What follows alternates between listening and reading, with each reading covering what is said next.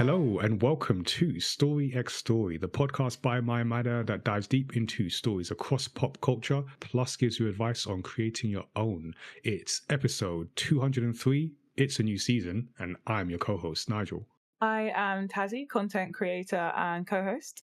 And we're back for a new season. It's season 7. That's kind of wild. Like, we've been doing this for now 7 seasons of story discussions. So as usual, we're here bringing you interesting discussions with diverse voices. And today we are the diverse voices. It is nice when you bring your own diversity. So you're always covered in that sense. So we're starting off this season solo today. So it's just us to talk about the musical wonder that is Encanto. But we will have guests. Usually, if you're new here, we do usually have guests. But it seems like each season there's like one episode where there's unexpectedly no guests, and today's earlier than it usually is. So, but you've got us, and you know, if you have been here before, that we can fill time. So that's what we're gonna do.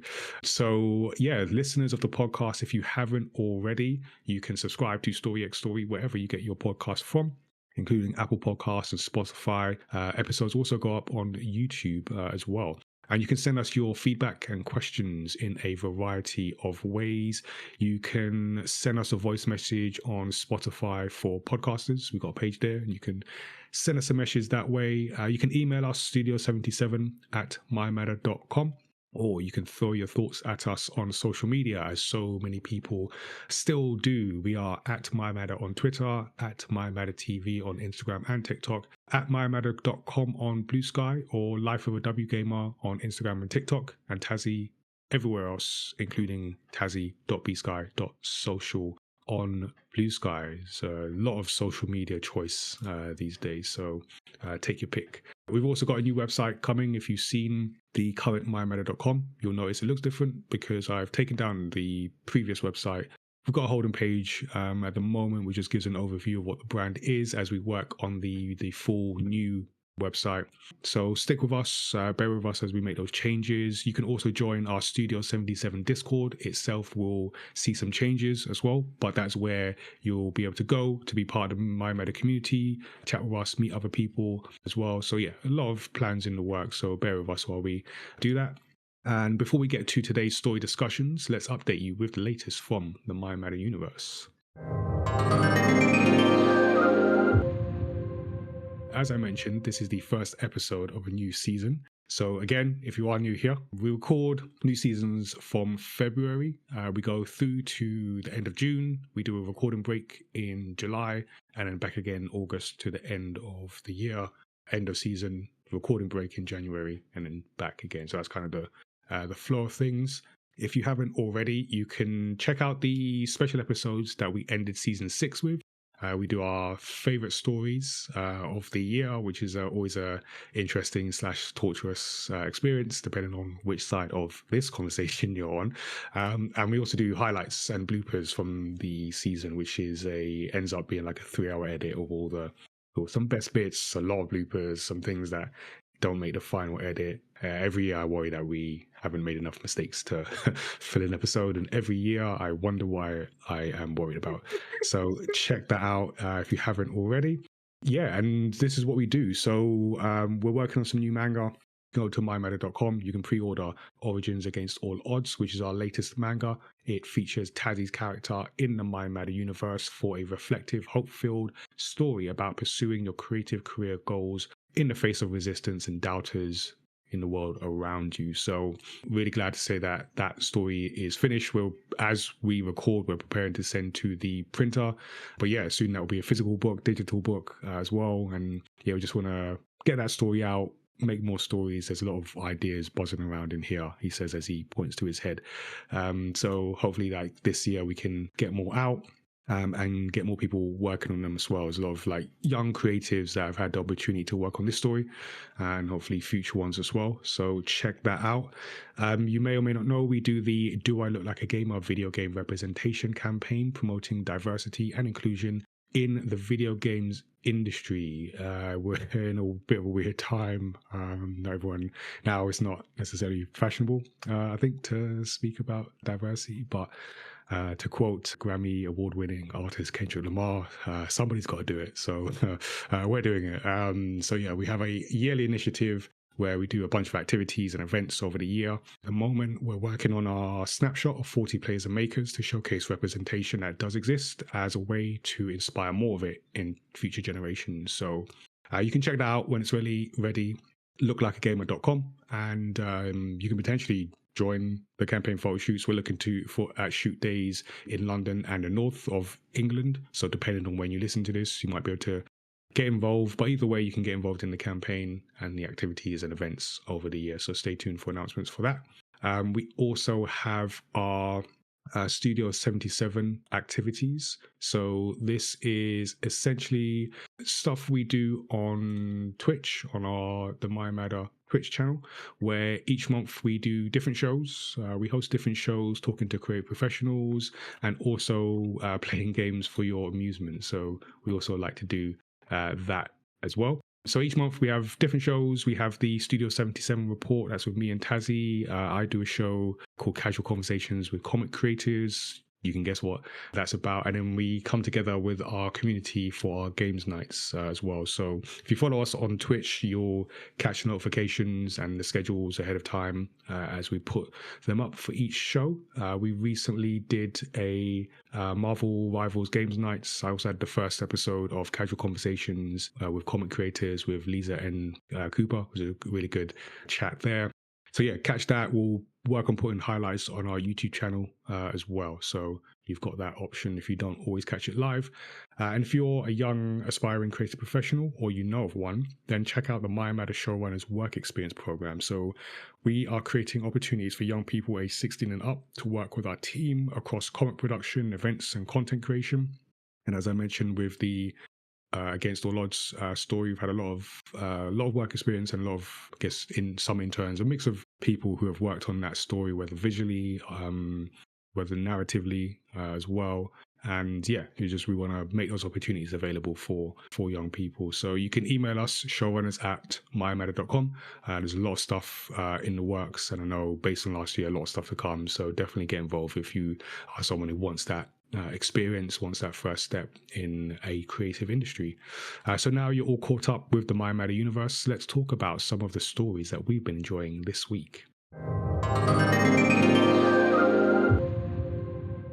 Yeah, so we are going to have a spoiler-free discussion about what each of us have been reading, watching, or playing. And we have no guest, so we get to start with me. Yay! I will save you from a list of isekais. To be fair, I've slowed down a little on them. Okay. She says as she's watching two at a time. Right. But that's slow for me. But yeah, so I recently binge watched an anime called Gamers. I just put it on as like a background. It was one of my low energy days, so I just needed something like just chill to relax to while I was doing some bits. And I thought it was going to be like super cringe because it's an anime called Gamers. Like, I didn't expect non-cringeworthy things, but it was actually really good. I was very pleasantly surprised. It's set in high school, and it's about like a group of teens that like come together because of video games. Like one of them is trying to start a club, and she's like super popular. She's like super pre-popular game, so people don't really know that she like is actually just like a really nerdy gamer.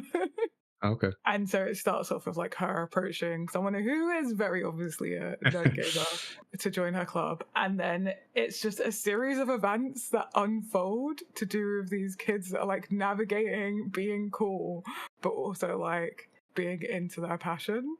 But it's actually a rom-com. Oh. So it's a romance anime, yeah. So it's like got a bit of everything that I love, really. Romance, gaming. It's very teenage romance, which I think is one of the reasons I really like it, because it's it's not what happens with a lot of like anime romance that's set in like schools is that it gets like they have adult romances, but they're 15. This is like they are like, it's very awkward teeny things that are happening and how they're navigating them. So it was just like really, really sweet, but also like I think it has a really good commentary on like gamers and like challenges like some of the stereotypes. So I really enjoyed it. Pleasantly surprised there. I did watch Mob Psycho as well. This is on my list. I just haven't got to it. Yeah, so a lot of people recommended that, and it is really good. I did really enjoy it. I think you'll really love it. The main character, forgot his actual name, but Mob is like just you just got to watch it. You'll like it. I know you will. A non-anime. I've been watching Sex and the City. Which, that's a throwback. Yeah, for those of you that don't know, it's like it's like quite an old. It's like from the 90s. I want to say early 2000s because I feel Friends was 90s, and then for some reason I feel this was after. But again, yeah, I think it was after. I think it might have been like late 90s, early 2000s. And it's like it's a sitcom about like 4 women in their 30s, and it's so funny watching it because obviously like now I'm in my 30s. I'd never given it a go before. Obviously I just knew about it, like I knew the names of the characters and like it's referenced a lot, and like starting to watch it in my 30s, it's very like there's a lot of things that just don't change. I'll put it that way. And it's all about like their love lives, essentially living in New York City as like 4 women in their 30s that are single in New York, which of that time as well was very much. I think you still get it now, but even more so then, like, why are you not married with kids? yeah. Yep. So it's a great one. I think it's probably more relevant now. It's probably relevant to more people now than it was when it came out. Interesting. So I was like, yeah, quite love it. And also it made me realize that I really love like the fashion of like 90s and early 2000s sitcom is like There's definitely a look. Yeah, peak fashion. Back to the anime. After that short break, I've nearly finished one called Sugar Apple Fairy, or nearly up to date with the one called Sugar Apple Fairy Tale, which I'm really enjoying. When I first started watching it, I was like, did we really have to go for the like slave trope, which I'm starting to really have an issue with in anime? Not because like there's a I'm slave like, trope in anime. I didn't know yeah, that. have you not seen like it's quite a big trope, and not because you can't write about like slavery in anime. It's just that it's normally like the way it's used is a really lazy plot device and kind of like icky. And I'm like, there's other ways that you can tie 2 characters together in a way that they're like they can't separate without it being a slave trope, because like House Moving Castle is a great example, but in Sugar Apple Fairy Tale it actually works very much in its favor. And I think it at first I was like, lazy storytelling, and then as the story develops in the second season, I'm like, okay, it kind of needed to be that for this story to work. But it's really good. It's really lovely. It does that very like typical anime thing of like first season is all sunshine and roses. Well, not all, but mostly sunshine and roses. And then second season gets like dark real quick. But it's really good. It's still very like sweet. Yeah, it was a really great one. Another romance. One Piece. Of course. I know it's ongoing, but I wanted to mention that I'm still watching it because it's the anime is on a hiatus at the moment.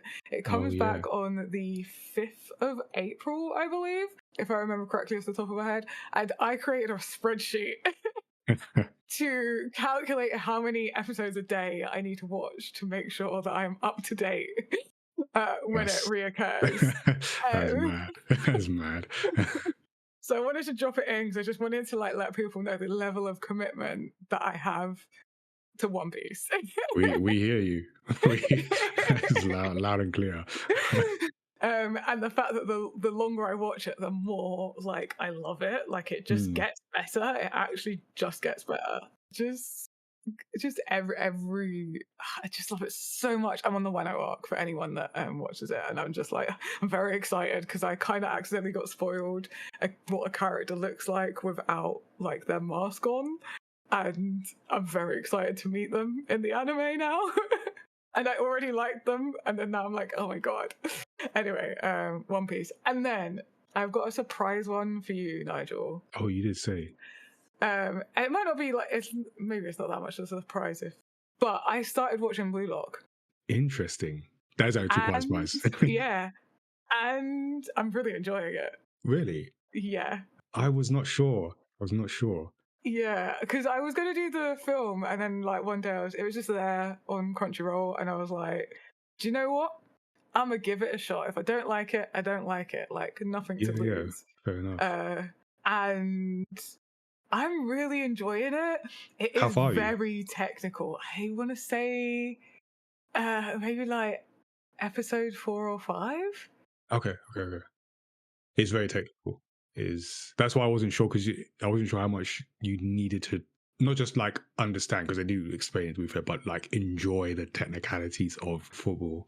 Yeah, like even though it is really technical and I really don't care about the technicalities of it, it does something else which I'm still like like I'm very zoned into the technicalities because of like the passion behind it and the way they I guess portray that like fire inside them.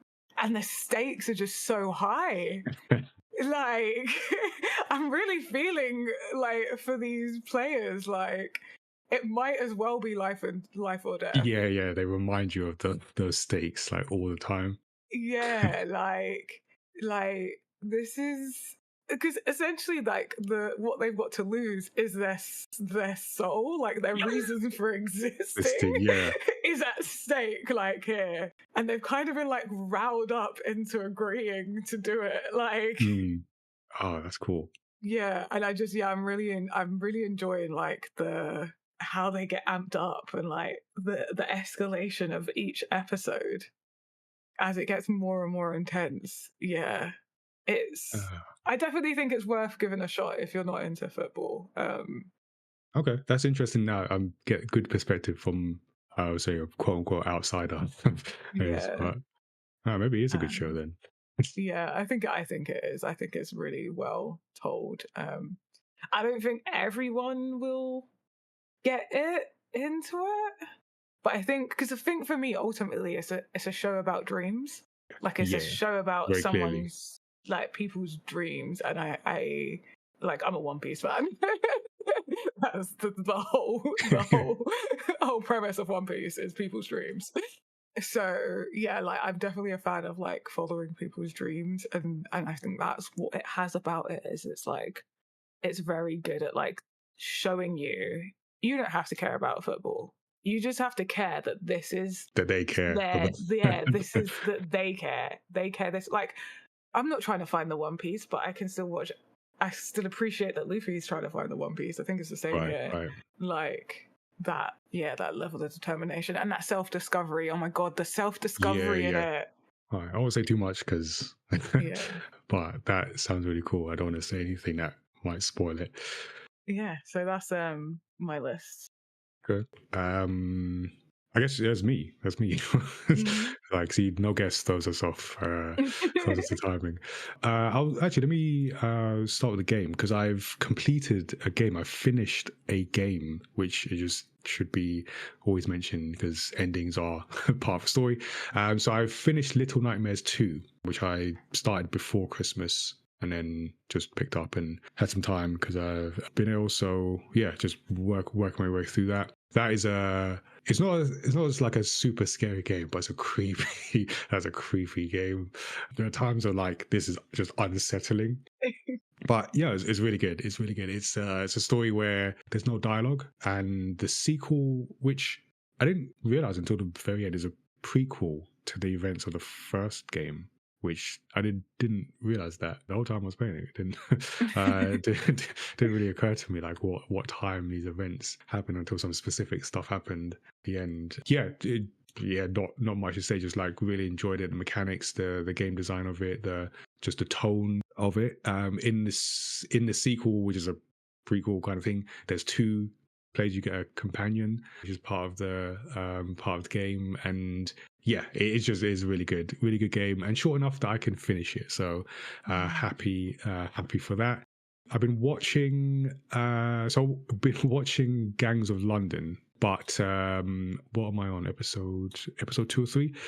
This is a hard first series. This is like, I mean, like Vinnie Jones, like, yeah, street hard show. So it's come up before. I mentioned like I like sort of like gang kind of cartel shows. What I realize is I like them when they are in a different country because it doesn't feel real. This is on the streets. This is I'm basically watching CCTV. I'm watching the crimes being committed in an accent that is very familiar in places. See, I feel like this is how I feel about. You know how I say I'm really sensitive to So I was going to mention that. things. This is how you're saying you're feeling about this. Yeah. My feeling of that transcends my reality. So even things that are very clearly in a fictional world, Yeah. if I can create, and my mind is very good at creating links. If I can create a link of like envisioning this in the real world, in my reality, then I get that pain. And so Right. yeah. So Because I thought of that because I remember you saying it, and at the time I was like, that's some Tazzy stuff. I don't, nothing impacts, Now you nothing impacts me. understand. Now I understand. I had to, because I watched the first episode, I think the first two, but and like I said, because I've been ill, so I was going to watch it, but I was like, actually no, I'm not in. So by the way, this is a very good show. It's a very good show. This is not me on the quality of the show, but they just feel the way the fights are choreographed. Like, just think like Jason Bourne, like that kind of close, like the shots, like track the hits, but just with lots of gore. Because the way they're so well done. Like, there's a guy in there who is one of the main protagonists who you follow. He gets himself in some situations, and like the way the fights are so bloody, and you're like, dude, you're not going to make, like, you need to stop putting yourselves in this situation because one of these days you're not going to make this. It just feels so real. So I haven't watched it for a while because I'm like, I need to be strong enough to watch that. And because I'm watching, I'm like, I can see this out my window. Like, I feel I can see it's out my window.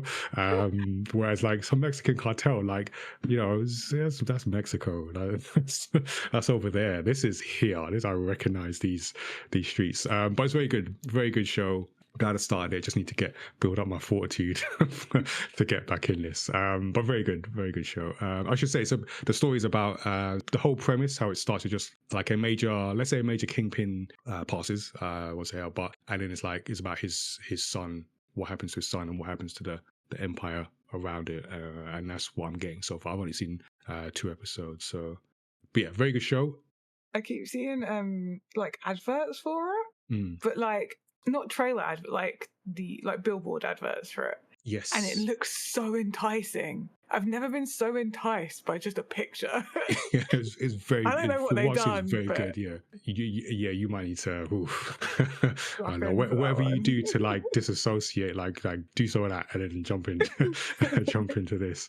So that's one gang show. The other gang show, which was not what I expected, is Tokyo Revengers, which I've spoken about before. It was on my list of ongoing unfinished. I'm now on season 2. Let me tell you, this show. So I've been talking about it today because I'm involved in like the Children's Media Conference.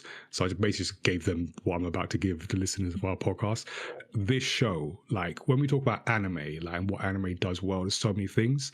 If you don't watch anime because you think it's not for you or whatever, like dump that because there's something there for you. I started the show because I was basically expecting like some Gangs of London stuff, but in anime, and that's not what I've got. What I got is something and this is what I said on the call earlier. I've never seen it. I've never seen it in a Western show, and I'm sure it's in anime. But this is a show about like just male relationships.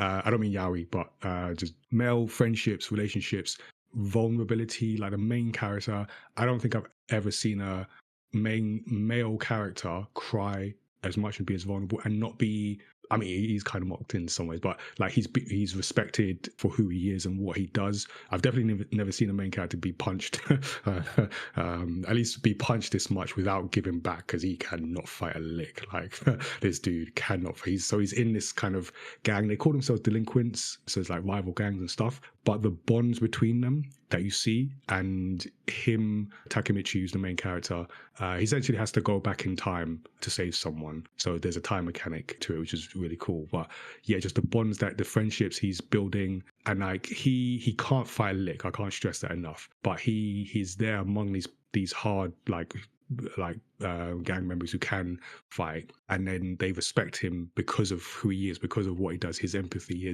he never gives up. Like even when he probably should, and there are times I'm like, dude, you are not getting a hit in here, and you are taking all of them, and you just keep going. You need to stop. It's not that deep, but yeah, he just keeps going. He just got that anime thing. I've just never seen it, and by the time it gets to the second season, there's a point where he's got to go back, and by that point, I'm so with him. I'm like, because he's like, oh yeah, I gotta go back. And like, yeah, you do. Well, I'm with you. Like, I'm on this journey. It's just amazing and completely unexpected from what I went in for. So yeah, recommend that. And I will end on a film, A Real Pain. I don't know if you've seen this or seen an advert for it or anything. I've not heard of it. So this is Jesse Eisenberg, who played Mark Zuckerberg in The Social Network once upon a time, and I feel that that stuck. He is now Mark Zuckerberg.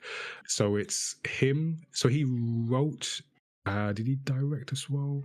So yeah, he directed. So it's his film, and it's co-stars. I was going to say Macaulay Culkin, Kieran Culkin, Macaulay Culkin's brother. So they are two cousins who go on a journey to discover their heritage. So it's essentially a Holocaust tour to discover like where they're from and stuff like that. Ooh, this is interesting. It's really, really good. Kieran Culkin. I haven't seen everyone else who's in the categories. He may win an Oscar for like best supporting actor. He's fantastic. He's absolutely fantastic.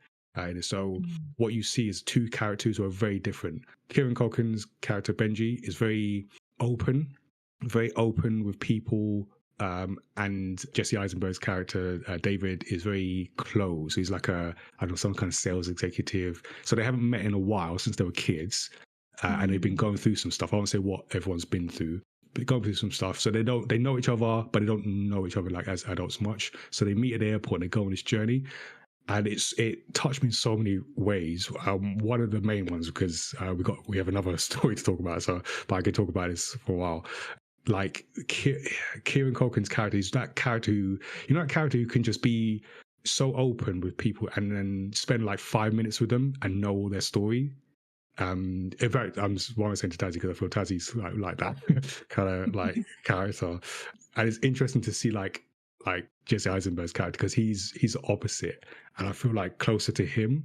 And there's moments in there where I'm like, oh, I feel so seen in terms of like how I relate to people, not because I necessarily want to come across this way, but it comes across this way. But then on the flip side, seeing Kieran Culkin's character, where yes, he's very open, but then he's quite unpredictable, and there's moments like, oh, I don't know what he's gonna he'd say, we're cool, and now we're not, because some stuff happened, and you just like, it touched you so much more than it has other people. It's just a wild, like, that relationship. So like, not much happens in the story overall, but that character relationship between them is fantastic to watch. I think he's gonna win an Oscar for that. I definitely want to watch that. Sounds like a really good one, and I really like Jesse Eisenberg's work. Feel like he got a good balance of like serious and comedy. Yes, there's some funny moments in there, but also very touching, and sometimes at the same time. Yeah. Oh, I'll have to, because I'd not even heard of that, so I definitely have to. Thanks for putting that on my radar. Yeah, no, I'd recommend just watching those two and how they relate to other people. It's if you see it, let me know, and then because there's other stuff that I want to say. Okay, Cool. So that's our extended. Yeah, who needs a guest? That's our extended what we've been watching. It has been a while because we've been off. So now we're back. But those are the stories that we have been enjoying. So now let's get to our main story discussion. And today we're going to talk about Encanto, a 2021 animated musical fantasy by Walt Disney Animation Studios. It was directed by Jared Bush and Brian Howard, co-directed by Charisse Castro-Smith, and produced by Yvette Marino and Clark Spencer, with original songs from Lin-Manuel Miranda, and an original score composed by Jermaine Franco. The screenplay was by Castro-Smith and Jared Bush. The film starred the voices of Stephanie Beatrice, Maria Cecilia Botero, John Leguizamo, Wilma Valderrama, and more as well. So we'll get into all of that. We will do a spoiler chat of this. So this is the spoiler section. If you haven't seen it, go watch it. Pause, go watch, come back. I'll do a recap of the story as well. But before we get to that, let's get everyone's quick takes and general impressions. Tazziii, what did you think about this story? Okay, so I did rewatch it for the podcast. I don't know if it made me cry more this time round. Oh, wow. At least as much. Yeah, at least as much. It still had like the same emotional effect as it did when I first watched it, which was like back when it came out.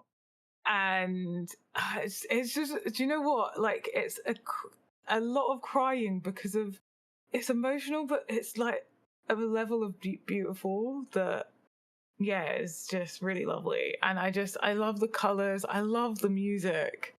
This has such good music. Like, there is, like, so Surface Pressure is legit just on rotation on my Spotify playlist. Like, it's up there. Like, I do listen to it a lot because, like, just so, like, I feel like they're so impactful, the songs in this. And just catchy as well. Yeah.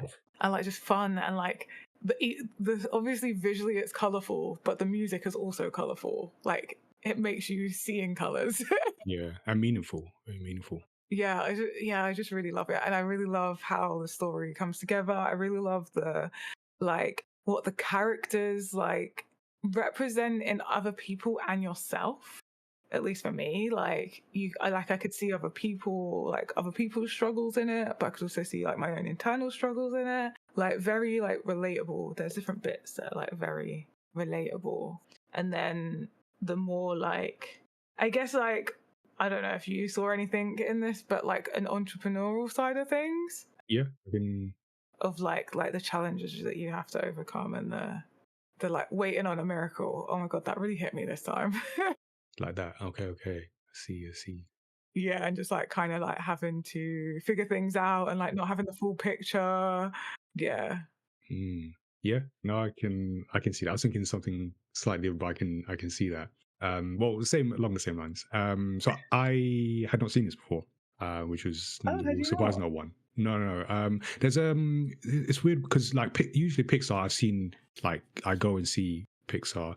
With Disney, I don't know why. There's been a period where I've not liked everything that Disney have done with their animation, because like I'm like Lion King, Aladdin, so that's seared in my brain as like such a high bar, and I always worry that they're not hitting that. So I've not been as quick to jump on everything, and so thankful for this podcast. So I've sort of forced myself and everyone else to. Well, I say myself because I think everyone else had already seen all the other animations. So I think there's maybe I've let some of the talk around Disney sort of get to me a bit too much in terms of like where the quality level is, because this is good. I like this. I like this story, and for some specific reasons that we'll get into it. So I watching it for the first time, and what I didn't know was a song. We don't talk about Bruno. I knew that. Yeah. So I was waiting. Like, everyone knew that. Yeah. I was waiting for that. I was like, all right, cool. Here it is. So yeah, so I like the music. I really like the music actually, and some of the last song as well just reminded me. I love watching, because it's a story steeped in a particular culture, and I like seeing that where it reminds me that cultures aren't too dissimilar. Because some of the particularly the final song, just for whatever reason, gave me flashbacks to like being a kid and some like family gatherings, and some of the music that was played, even though I'm from my family's from Ghana, but just some of the way the music goes is like, yeah, this feels familiar. So I like that. I liked there's a point in the story where it's like, in fact, it was like around the time of the song Surface Pressure was like, oh, cool. I see what this film's about. Like, I see where this is kind of taking and using that song as an exploration of character. Really enjoyed that. Visually, it's amazing. Like the quality of animation is fantastic. So, and then the message, which was like talking about messages and themes. So, really like what it was saying about like gifts and the expectations internally and externally about that as well. So yeah, no, I was very impressed by this. So like I said, we'll recap and then we'll get into it. So this is a story that begins during an armed conflict in Colombia, where young Pedro and Alma Madrigal flee their home with their infant triplets, Julieta, Pepper, and Bruno. After Pedro's death, Alma's candle gains magical powers, repelling attackers and creating Casita, a sentient house. 50 years later, a thriving village has grown around the magical candle, which bestows gifts upon each Madrigal descendant at age 5. Bruno, whose gift of precognition led to his ostracism, vanished 10 years ago. Meanwhile, 15-year-old Mirabelle mysteriously received no gift, which, that was made clear early on. When Pepper's youngest son, Antonio, receives his gift to communicate with animals, Mirabelle notices Casita cracking and the candle flickering. Though she alerts her family, they dismiss her concerns when the house repairs itself. Luisa, Mirabelle's super strong sister, confides in her that her powers are weakening and suggests investigating Bruno's room in Casita's forbidden tower for answers about the fading magic. In Bruno's room, Mirabelle discovers emerald pieces that, when assembled, reveal a vision of herself with Casita cracking behind. Though her father, Augustine, advises secrecy, Dolores, who possesses supernatural hearing, overhears their discovery and then eventually tells everyone. As Mirabelle's sister Isabel prepares for her arrangement to Mariano Guzman, Casita begins cracking again, causing everyone's gift to malfunction. Following rats carrying the emerald pieces, Mirabelle discovers Bruno never left Casita. His vision suggests she holds the key to saving the family's magic. At her urging, Bruno creates another vision showing Mirabelle and Isabella embracing, which strengthens the candle. When Mirabelle attempts reconciliation, Isabella admits her reluctance to marry Mariano. As Mirabelle helps Isabella embrace her powers freely, Alma interrupts their moment, accusing Mirabelle of sabotaging the family out of spite for not receiving a gift. Their argument culminates in Casita's collapse and the candle's extinction, leaving the Madrigals powerless. Alma finds the distraught Mirabelle by the river where Pedro died, recognizing how her obsession with preserving magic harmed the family. Alma apologizes and reconciles with both Mirabelle and Bruno. Together with the townspeople, the reunited family rebuilds Casita, restoring their gifts.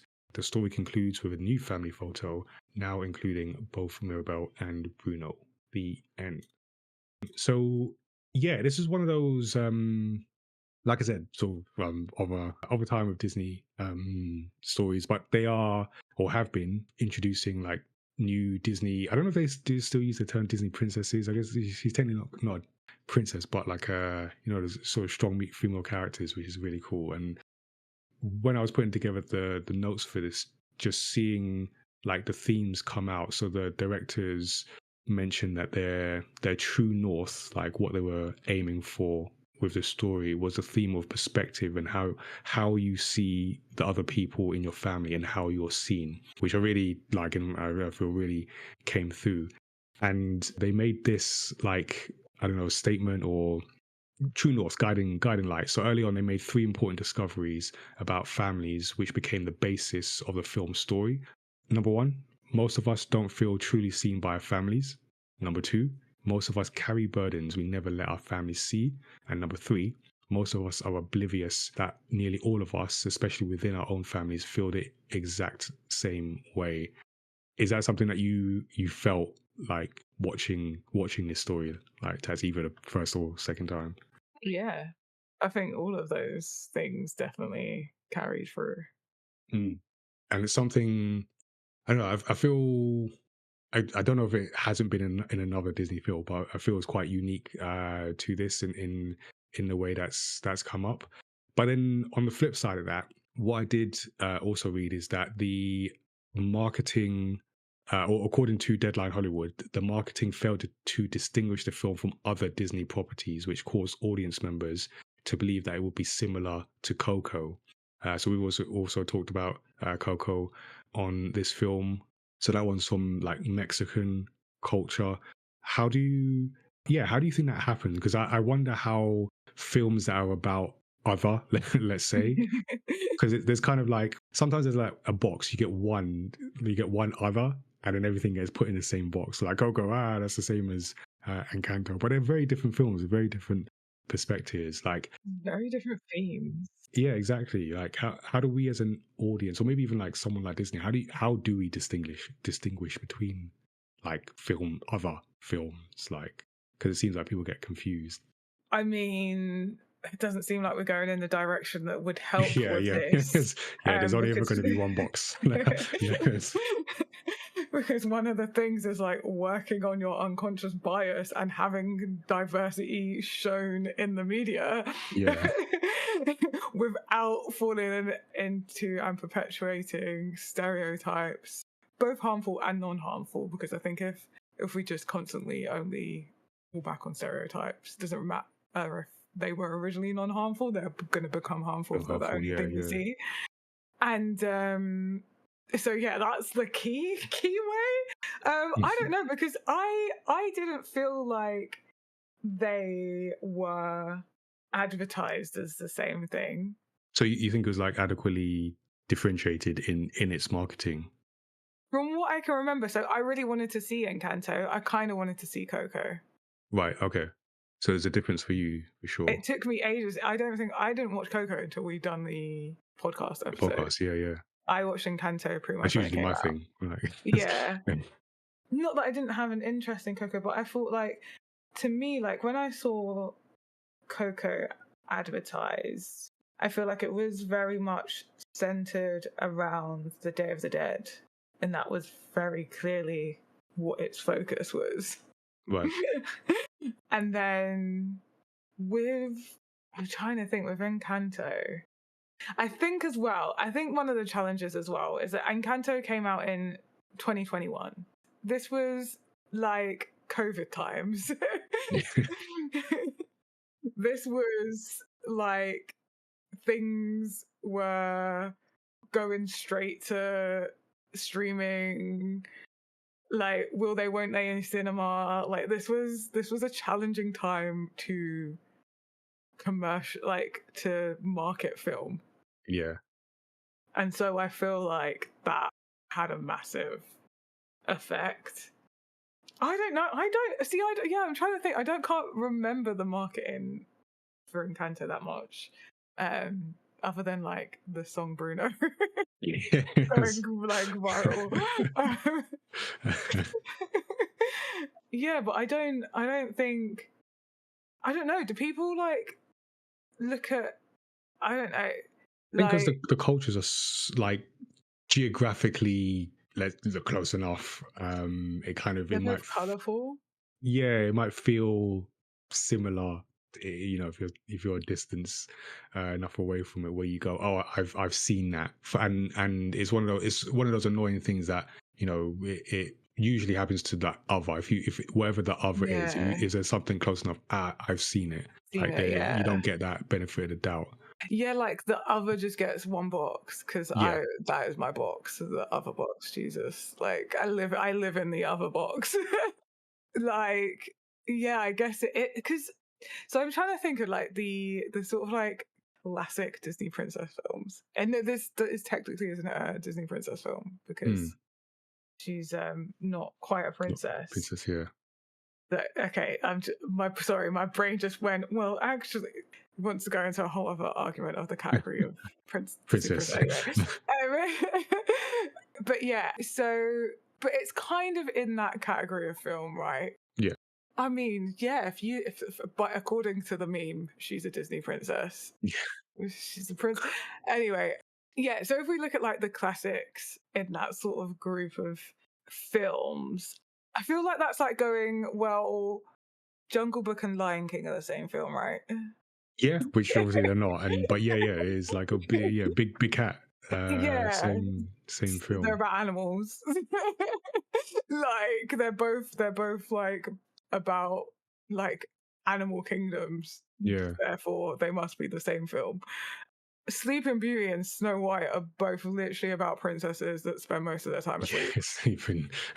Like same film. Yeah. But they might be more separate in the minds than like Coco and Yeah. Encanto yeah. Little Mermaid and Brave, they've both got like red hair. But yeah. Same film, same film. Yeah. Like that's the logic. That's like for people to think that like that is their like logically that's the same thing to me. Mm. Is Yeah, I agree.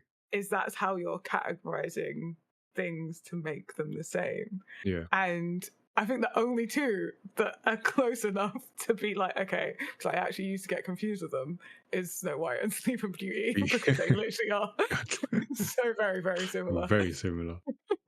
Um, but like all the others have very different storylines. So I feel there is like work to be done to like, Yeah. I don't know, maybe on behalf of the audience to see, like, look at the actual story and not the, oh, this is an other. But then like it is down to like maybe Disney did have like really lazy Hmm. marketing. Maybe they othered those films Yeah. together. Like maybe they marketed them in the same way that they made them Yeah, lost in everyone else. uniqueness. Yeah. Because the films aren't. So it could have been marketing. Because I would say that I probably don't have as much of an unconscious bias as your average person. Like I am aware of my, not that I don't have it, but I'm more aware of my unconscious bias than your average person. So maybe the marketing affects me in a different way for me to not notice it in that way, if that makes sense. So I feel like you need to ask someone that thought that they were the same thing. It's the same film. Yeah, yeah. Yeah. And I mean, according to like the box office, because this did come out in a cinema, I I believe. think it did. Yeah, so November 2021. And then it didn't do so well. So it grossed over $256 million, which is respectable, but not blockbuster. But its success came later on when it premiered on Disney Plus and then got the streaming audience. And, you know, I think we had a sort of conversation around the time about Disney Plus and its role and how there was a time where, like, I feel Disney did it. I think Warner Brothers did it. Like everything's streaming, everything's going on streaming, and then Yeah. that didn't work. Well, at least didn't work in terms of replacing box office, like cinema box office. But as this is shown, there is like some value for like Disney Plus because it then works to like prolong the life of a story, or even like have people rediscover it. So I think in the case of some like Pixar things, some things got re-released in cinema that were quite popular and didn't get the original cinema release because of the pandemic. So I guess is that a value for like Disney Plus going forward? Is that what it's there for, to that long audience? Longevity. Yeah, maybe it is. I feel like Disney Plus have the cheat code on streaming just because they already own so much childhood and then they bought so much childhood. Childhood, yeah. So yeah, they kind of have the cheat code. But yeah, I feel like that is some of the purpose of like streaming in general. I feel like it probably helps with like proof of concept of like clearly people like this, so maybe we can do cinema releases. But I just think in general, like the way that cinema and streaming is looked at is a lot different now. And like I don't think the same like pathway of a release is the best thing for cinema or film. I think it's great that cinema is starting to be used more and more for not just new releases and more for like experiences, like experience this film that you love even if it came out 20 years ago. Yeah, I've seen more of that. And so I think that maybe like that is the benefit of something like Disney Plus and other streaming services, is that like, oh, we can see like what's currently popular, exactly. What is like getting a surgence that could have a re-release, and then that keeps our cinema alive, that keeps film alive, and maybe we're entering maybe like streaming services are starting to do something that's like seems completely the opposite of their existence, which is like creating lots of binge-worthy content. And maybe we're going into a phase where like, well, yeah, it's still going to create loads of binge-worthy content, but also alongside that, like creating long-lasting classics that create like these fan groups and like experiences where it's like, oh, it can come in and out of cinema based on popularity. I Yeah, don't know. yeah, Maybe someone should hire me to yeah. make plans To for. keep cinema alive, because that's proving a struggle at the moment. But no, I agree. Putting that, maybe using them more in conjunction to like prop one props up the other in a way, it keeps both alive, because both are valuable experience. But definitely, cinema is having, it's still a difficult Stuff. Yeah. moment. Yeah, I mean, even streaming is yeah, because the model in some ways doesn't work. doesn't work. Yeah. So yeah, it's still a lot to figure out. But like, glad Yeah. for this film that it managed to Work find in its that favor. audience. Yeah, and yeah, so it's a story, it's a musical story. Like it starts on a good musical note, and it uses that musical piece to introduce the ordinary world. So when you start a story as a story creator, writer, whatever it might be, it's your job to establish the ordinary world, and in this case the ordinary world is a non-ordinary magical one, but that song does it. And then we see that in the first few minutes that we're in a land where everyone in the family has a magical gift. There's like regular townspeople and stuff, but so everyone in the family has a magical gift, and everyone gets their gift at around the age of 5, except for Mirabelle. And it's funny when she's going through that song how proud she is of her family, but then how she's avoiding the elephant in the room, that she didn't get her gift. And then I think it's one of her aunts to come over, like when the kids are asking, oh, what, she's just about to tell us about her amazing gift, and it's like, she didn't get one, and end of song. um, So well done. yeah, that's what we're set up with in this story, and that's what, in a way, Mirabelle has come to learn, that our ability to say something about us, and in a way, at least at this stage of the story, define who we are. So there's a bit of longing there because she hasn't got that. So who is she? And because I mentioned that, like, the songs were like really high into the narrative, and it's that Mhm. surface pressure one that kind of hooked me, like at least narratively, in terms of like, oh, okay, this is what it's about. Was there a particular point where like this story hooked you? Was it at a point of like learning about the world, or a bit further on? I think mine was like instantly. Yeah. Yeah. Like I feel like just the intro, sort of like that first song, Family Madrigal, it just says so much. Like I don't know how you manage to pack so much into one musical number, because it really gets a lot of emotion. So I think I was hooked then. I think as they're explaining the like how the magic started, Mm. like I'm already like hooked in. I feel like there's just lots of like, I feel like this was more of a ladder. Like it progresses with each thing that you're like, oh, okay, what's next? Like, how is this story unfolding? Because then you get like, oh, I forgot her name, the character that her magic is being able to hear everything. Got really good Oh, hearing. the Aunt Dolores. Is it her aunt? I thought it was her cousin. Okay. Because at the end, she's like, here, meet my cousin, because that's the. Okay. Yeah. Yeah. I think you might be right. Um, oh, yeah, but when we realize, like, she's got the secret, and then she does this, like, thing, which is just, like, brilliant. I love it throughout the thing. Like, she's got such a well made character for, like, such few lines. It's just, they say so much with her, like, body movements and her little, like, I. eye, yeah. And then I think that's the real bit when it's like, ooh, a secret. Mm. Yeah, maybe then. Yeah.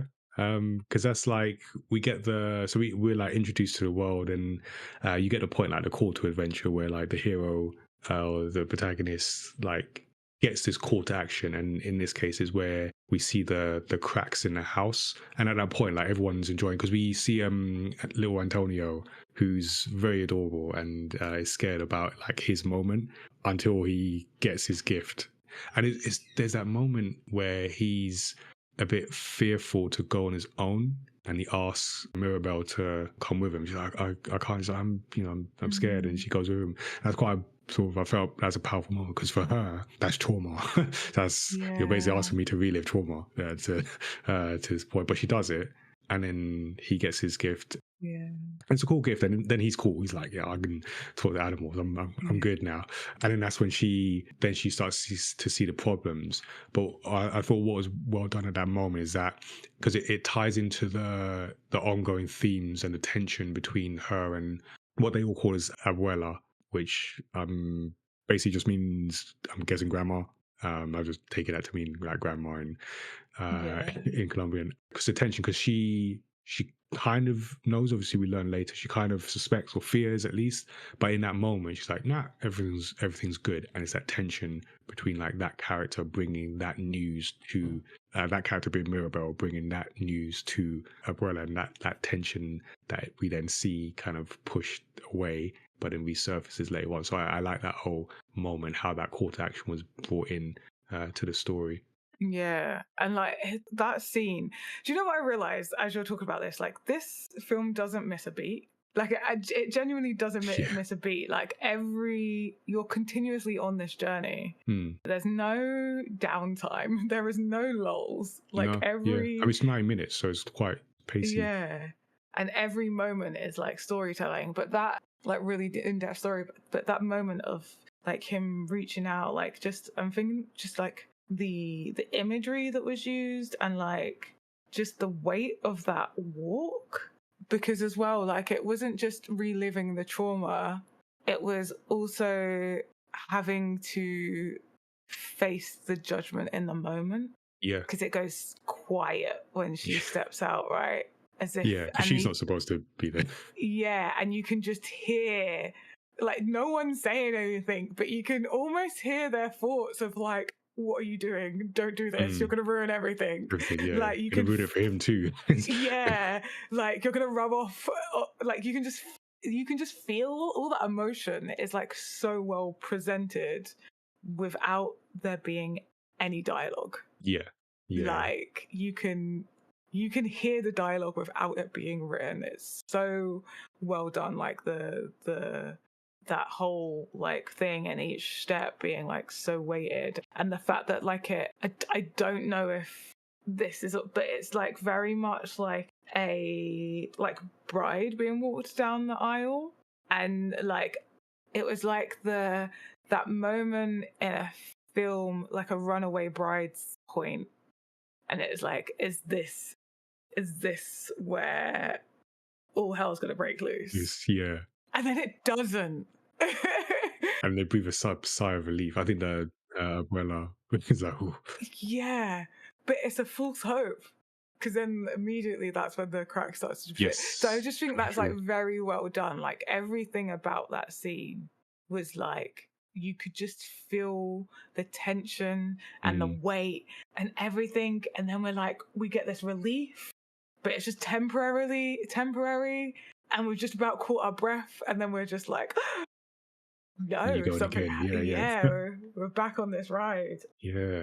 And I feel like what we then see sort of throughout is that phrase, like, you know, it's a gift and a curse situation, because, so like I said, each member of the Madrigal family is given a different gift, and the idea is like they're helping their community. So this house that I was going to say they've built, they haven't built, it has been built magically, but they've maintained and they've grown, and they've built like a community in this like valley that they're in. So it's all about like using your gift to benefit the community. And I thought that's a very, just like family, community, culturally as well. And there's like certain cultures where, like, you know, family obligations are a big part of that. So I like how that's represented. So we get like different gifts. So we've got superhuman shapeshifters, healing, which I thought was quite funny. Healing through food was just so clever. Yeah, That's yeah, just yeah. like, yeah, It makes sense. yeah. That Makes is the sense. power. I feel like there's a lot of aunties that have that power. I was gonna say it's like we, yeah, it's just because people thinking, oh yeah, my aunt who's like he does that, he heals with food, so of course.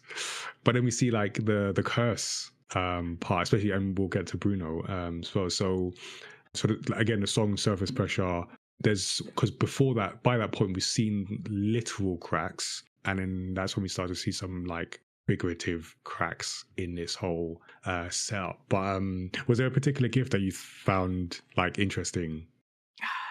I think that was like very well done in Mm. terms of like the personality and the thing. I think trying to think of all the gifts. Just going through the song. So, I feel like the healing through food is the most interesting one because I feel like all the rest are very much like typical superpowers. yes, Like, yeah, like they're quite like yeah, strength, shape shifting, super hearing, hearing, talking to animals. animals. Yeah, I did quite like that one though. There, Yeah, it worked yeah, really well, and like the yeah, foreshadowing for that one as well was yeah. interesting. Oh no, actually, do you know what one also interesting? The weather one. Oh yeah, That's a really fun one because it's like along with the mood and yeah, yeah. A lot of like rain. yeah. I thought that was that was probably that one, yeah. But yeah, I feel like the others were like they're cool and it's a really cool way of showing them, but they are like oh they're the superpowers like I was, yeah. And then sort of the most typical is like super strength. But again, it was interesting to see. So like Mirabelle, she basically like takes it upon herself, like, I'm gonna investigate this, I'm gonna figure this out, I'm gonna do something. Cause like throughout she's really trying to prove herself and really trying to do something because she Mm. feels she hasn't got what everyone else has got. So when she talks to her sister, and because I think her cousin is saying, go talk to Louisa, because Mm. I heard her eye twitch, and that Yeah. doesn't happen. So she goes, and then we see a song which is about like feeling the pressure of having to always be strong, and that's an interesting concept. Like to me, where you're, because by that point we're seeing her like running and lifting things, and I think she's been sent on a task to go grab the donkeys or go move the donkeys or whatever. Yeah. So she's like picking up multiple donkeys. So she's strong, but then in her song, she's like, sometimes I don't want to do that.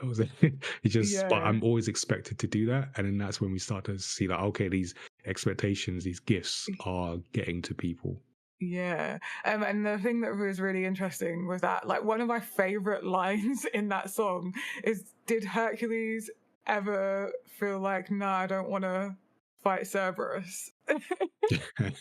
Which just like sums it up of like that strong thing. And I feel like very relatable for like women of color, especially Mm, black women that constantly like there's that stereotype of like strong independent black woman, and I feel like that song was very much that, like yeah. that What do you do when that you don't feel like that all the time? yeah, like just get a chance to like relax and chill out and be a bit more feminine as well, like a bit more of like a delicate feminine, rather than like the strong feminine, which is like really interesting because then Isabella, the other sister, is like the exact opposite. So it's almost like neither of them get to be the other because Mm, Isabella's like the perfect little princess type, yeah, yeah, yeah. but she wants to be a little bit rougher and that more of that like strong, Less polished. less polished version. And she can't. They're kind of like the opposite. It's like, yeah, I can't. I had another point, but I've lost it. It's fine. And yeah, later on we see like the pressure that she's under to be what people see of her, and she gets her song, and like I said, there's musicals, so we're seeing like these musical numbers kind of to the weight. It sounds like you feel, and I think I agree, like these added to the movement and the plot and didn't hurt it. Yeah. Yeah. Yeah, definitely. Yeah, because I saw some commentary, and admittedly, it may be from a more conservative viewpoint, but basically, like this did work, and this is not Lin-Manuel Miranda's best work. I don't know if that's true or not. If it's, I mean, Hamilton was great, so yeah, how do you follow that? Yeah. But yeah, I thought these worked, and these songs were catchy enough. It felt, you know what it felt like? It felt Disney. It did, yeah. Yeah, this felt very Disney, but with a Colombian rhythm. Yeah. That comment of not. Oh my god, these people did not watch the film and did not get the message. I think they watched the film, but they definitely did get a message. Not the best work. Like, did you not watch the film? Like, not everything has to be the exact same level of perfection.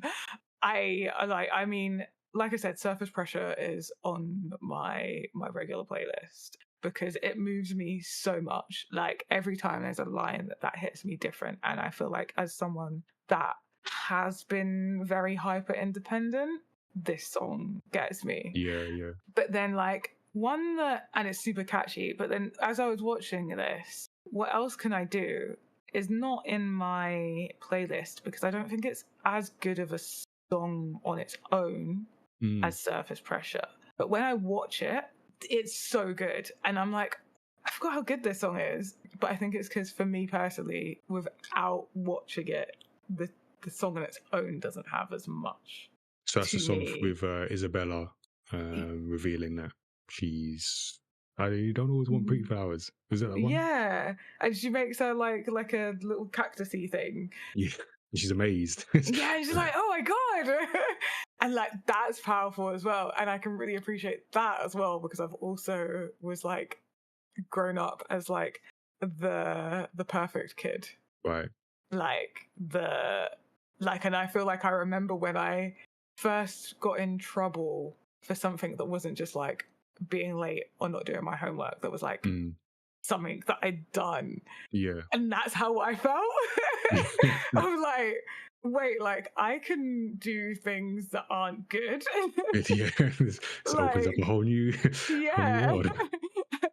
It's kind of like I can be naughty too. Like what happens when I'm naughty, like kind of thing. And I feel that like villain when arc. you just got and like because I was always like the kid that just takes it. And I remember the first time I properly stood up to a bully. And like that again is like the spiky plant that you made spiky plant, and you wasn't just like this malleable like I'm just being perfect for you type thing, like. And then that just I love how that song like weaved into and how it progressed and how it like connected Maribel and Isabella together. It's very relevant to the plot. Yeah. And by the end of that song, they went from like both being like, ugh, get away from me. Why are you even my sister? To, oh my God, this is so fun. Look what you could like. She's like, look what I could do. Yeah, look what you can do. Like, this is amazing. And like they create that bond, and it's just, it's beautiful. Yeah. So the musical numbers, like by and large, do take us to a new forward place in the story. And by that point, like, because Mirabelle's like, oh, to save the world, to save the family, I have to reconnect with my sister. Yeah, I can do that. I can give her a hug. So she's really trying to force it, and then that initially doesn't quite work. And then we get into the song, and then she does her Mirabelle thing, and then uncovers the truth behind her sister, and then her abilities. Even she unlocks her sister in a way, and in between, like, so we talked about the two sisters. In between that is meeting Bruno, and like I said, because I hadn't seen this before this episode, and I knew about the song, and so to me it's like a meme.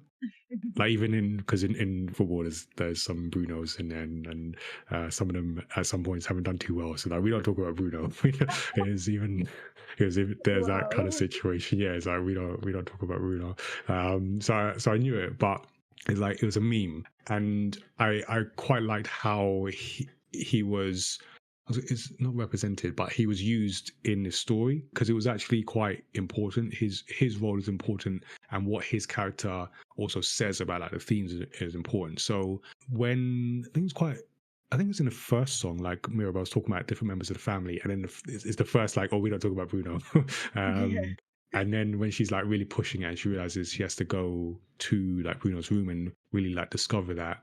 Then we get a song. We get the song "We Don't Talk About Bruno," and we understand why. So Bruno is one of the three babies at the beginning. So he's Mirabelle's uncle, but he disappeared 10 years ago. And what we learn is that his gift, which out of everyone sort of felt more like a curse, is that precognition. So he sees things that to happen, but when they're like negative, I think that's what happens. So the song is like, he said this would happen on my wedding or whatever it is, and it's like, oh, and it's terrible. So he had that weight of the gift, of which does feel like a curse. But then what we discovered that he never left. He's in the walls. He made a home for himself in the walls. But if like his character, his visual appearance compared with like everyone else, he feels like downtrodden. I think we see him like he's cloaked.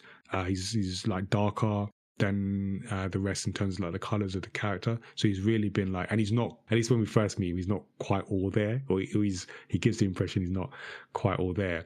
And there's I don't think this is a principle in storytelling, which is, I've always known it as Chekhov's gun, but it's essentially a principle that every element introduced into a story must have relevance to the plot. And then the example is, if you show a gun in Act 1, it must be fired by Act 3. And ever since I've heard that, I've always looked out when I see a gun. It's like, okay, cool, that gun's going off. And Bruno's like that, because from the beginning, it's like, we don't talk about Bruno. So once you've established that, we have to talk about Bruno. At some point, we're going to talk about Bruno. We're going to meet Bruno. We're going to know why we don't talk about Bruno. So I like that was actually utilized. It wasn't just a joke. It was utilized because it was important to the story when we do meet him. Like, what did you think about him as a character when we finally meet him? What did I think about Bruno? I felt like that character, that use of character for the storytelling was very interesting. And like, because he's like super superstitious because of everything that's gone on. And I think like, because before we meet Bruno, it seems like he's this horrible, evil sibling. When Like he did actually, something terrible. yeah, he done something terrible when actually he didn't really do anything. No. And also like he's constantly been looking out for the family. And like we realize that, as we meet him, right? It's like, and it's like, he seems like, even as they introduce him, he's like this scary, creepy guy that's living in between the walls, like. And then we start to talk to him and realize, oh wait, he's really caring, and like this seems like misunderstanding. We're like, but wait, what about all those other premonitions? They were all negative. But then like we learn like so much of him caring, and even when he's telling people about those, that it's coming from a caring place, to at the end he's like explaining some of his premonitions. And he's like, I think the one that really stood out to me is the one of the sisters, like one of his sisters, I can't remember her name, but like it was the one that on her wedding, the one was with the weather power, that he said it was going to rain on the wedding day or something. But he was like, oh, you looked really nervous, and I wanted you to know that, like, it doesn't matter, rain or shine, that he's going to love you anyway. Yeah. And so it really highlights, like, this misunderstood person that has the best intentions at heart. Yes. And that's, like, what I liked about, or one of the things I liked about his character is, like, because we're talking about like gifts, and everyone's in the family's got one. But what happens when it's misunderstood, even like by yourself? What happens when that gift is seen a different way? And go back to the early on when I talked about like perspective, this film being about perspective. You mentioned like superpowers at the beginning. I was like, yeah, there's like superpowers, and we always think positively about superpowers. But what about if your gift is misunderstood, and what does that do to the individual? And then you see that, like, so Bruno's not who we are led to believe. He's not this terrible person. He's got something that can be misunderstood. So yeah, I thought that was he was an interesting character in this plot beyond the meme that I knew about, and he essentially becomes like a mentor character. There's usually some kind of mentor character in this because or at least the last vision he sort of gave before he disappears directly relates to Mirabelle. So it's like as she's on this journey, he then becomes very important because she has him do another vision because we're not sure, or they're not sure about, what exactly it means. So like, do another one. But at that point, he's like, I don't do the vision. So he sort of forces him to do that.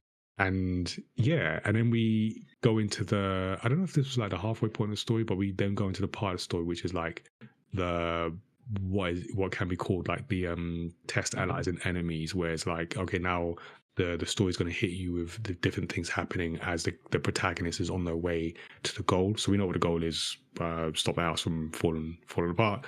And like Bruno's important to helping Mirabelle understand how she's going to get there. So I thought, yeah, I quite like Bruno's perspective. I will say though, those was it because we meet Bruno and then I think she comes back and then is it the rats like basically do the puzzle?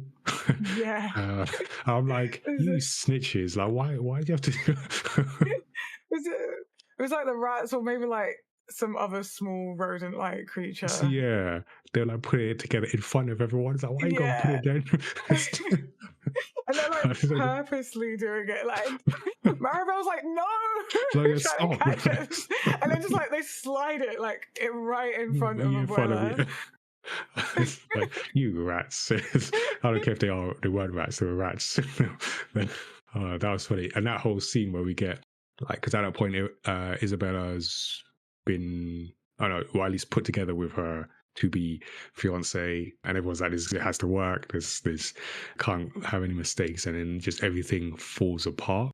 Yeah, and then we see that sort of ongoing. So we then sort of slide towards I say slide, I don't know if that's the right word, but we start moving towards the end, and then things are like unraveling because as Mirabelle's goal is to stop the house from crumbling, the house eventually like crumbles because we get ahead, we see a head between, or we see two characters come to a head in Mirabelle and Abuela.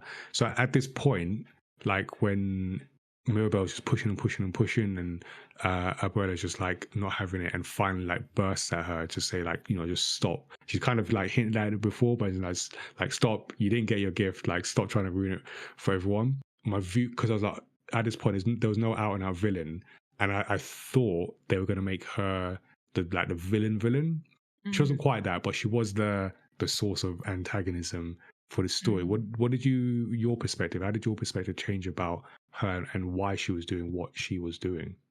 Oh, do you know what? I'll have to go. I think when I first watched this, I wasn't quite sure where they were going to go with that and where they were going with the messaging. And I remember being like really moved by the messaging that we sort of later, like, because I think when that first happened, when I first watched it and that happened, I was like, I thought there was going to be something more sinister. That's what I was expecting. I definitely was as well. And then as we get to the talk and the understanding, then again it's this place of good intention or misdirected intention, which is like a running theme in this. And yeah, it was like, but I did think it was going to be like way more sinister, and I was really happy with the direction that it went. But it kind of caught me off guard the first time watching it. Like, I don't know, I thought maybe like she was actually going to be like more of a true villain, or that maybe like she'd been replaced, or like something else was going on there, like she'd been taken over. Like, but yeah, and then it was like just this really beautiful sentimental reasoning of like just that love, which was, it's funny because it's like very realistic and grounded, but like this is a film with a magical house and magical powers, like but it's so realistic in the relationships and the connections. Yeah, and it's almost quite like understated because as I was watching, I was thinking like after we see Bruno and he's introduced and we get that, I was wondering like does the story become as good as in the second half as the first half? But then it hits it comes together, it Yeah. lands. It's just quite understated. So I can imagine like I said, I did see some sort of negative takes on this story, and I wondered if it's because it's not necessarily grand, but it is Mm. quite profound in terms of what it's saying and meaningful. It's quite humble, I think. And they're like that point where they are arguing, and then everything just finally like starts to like the ground splits in half, and the flames about to go out, and everyone's racing to go get it. Like that, I feel like to watch this film and really get the full messaging from it, you have to be like conscious. Like you have to be aware. You have to be able to like. You have to be able to like read the room, because that point there was like one thing that I really got from it was, so everyone's, or at least all the younger, like all the cousins are trying to go and like save the flame, Mm, but everyone else is using their powers, and mm, like not just using their powers but relying on their powers, and they right, all fall short because sure. they are so used to their powers being everything. But then like Maribel is the one that can get there because she's so used to having to be so resourceful and trying to keep up with them and their powers. Like it's even like like it's kind of like shown to us like over and over again how like, and they're always like, you're doing too much, you're trying too hard, because she's had to like prove herself in this family of like magical people, and she's the only like direct descendant that's not got these magical abilities. Mm, So you see that, and you see that like how much she has because of her lack of power. right. She's actually the only one that's able to get there, because while they, if they, without their powers, they kind of don't have anything. Yeah, who are they? Who are they without power? Yeah, I can't remember Mm. my overall point. I think I just wanted to talk about that Yeah, no. that scene. Yeah, no, it's a good take. So then, and like you said, the moment is yeah, humble, understated. You really have to like pay attention to get the impact, because I feel you could watch this in passing and be like nothing really happened, but then yeah, it's just like a So lot much happened. happened. Yeah. And watching it a second time, I feel like I see different things. Okay. Or maybe not so much see different things, but maybe the weight of the things more. Yeah, and sometimes it's the time you watch the taking things as well. It can Yeah.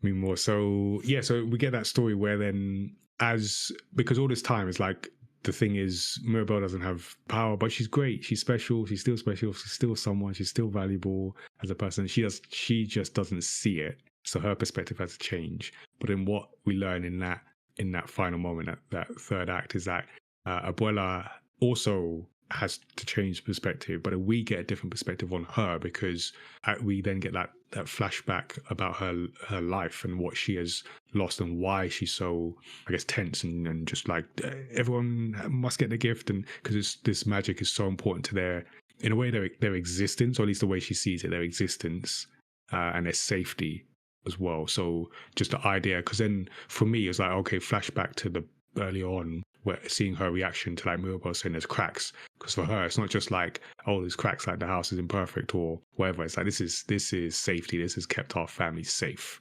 for 50 years, and the idea of it going out and us doing, because then we see the flashback to like her and Pedro have to leave. She loses Pedro, fleeing violence and all that. And like for her, it's like we got to do that again. If this if this thing comes out, we got to do that again. And I'm whatever age she is, I'm not doing that again. So then you understand, okay, this is why she's been the way she's been.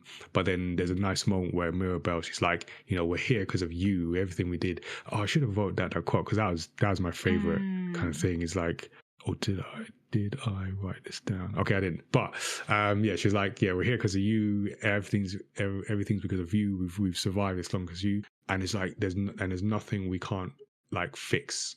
That there's nothing that could break that we can't fix as a family. Like Mm. that's the whole story right there. Yeah. And I think as well, like, because then you see like this, because Abuela's got this weight on her Yeah. shoulders and then it's kind of trickling down, that pressure is trickling down to everyone else, rather than like everyone coming together as a family, and then that's what we get at the end. Yeah. But I also think like this is just such a great representation of like, because I feel like just in society at the moment there's a lot of stuff like about generational trauma and like that being like handed down, and then there's like two different camps. There's like, just cut them off, and like your parents done this horrible thing to you. Like they caused you to suffer so much. They're dead to you. Yeah, but then what this does is like that really, and in some cases, sure, that's it. But in a lot of cases, it's more of like what we see here, where Mirabelle's like recognizing like where you came from, like that was challenging. That was such a challenge that you had to overcome, and you overcoming that is what's allowed us to have this privilege now. And just like that's such a beautiful thing and such a beautiful sentiment. I think they show it very well of like, yes, like well done for like surviving in the circumstances that you had, and like just like that recognition of like, but we're not in those circumstances now. We have each other. We have these powers. Like it's fine. We're gonna be okay. It's not the same anymore. We're not in that immediate danger anymore. And yeah, like that message and that really hit, like that moment just ties it all up. There's a little pretty ribbon in it. Yeah. So I do like the message that was delivered here. So yeah, and then like we talked about the visuals, and I always I feel this comes up often with like Disney or Pixar. They any sort of big budget thing where they get to do the research and like go to the places. So they visited Bogota and small villages like in the area, and spent time with like Colombian families and learning about the secret forests and the magic called Encantos, which help bring that Latin experience to the feature and make sure it's like it feels authentic. And I feel that's good. I mean, we talk about diversity and things, and if you're not naturally from there, you either, I think one of the co-creators is co-directors is from the culture, but then you go out. If you're not from there, you go out into it and learn what you can, and do it in a respectful way. So I like that, and still one day I hope there's like a My Matter research budget where you just go to like different countries and pick up things. That's definitely a goal there. So do like seeing that, and even like the little touches in the animation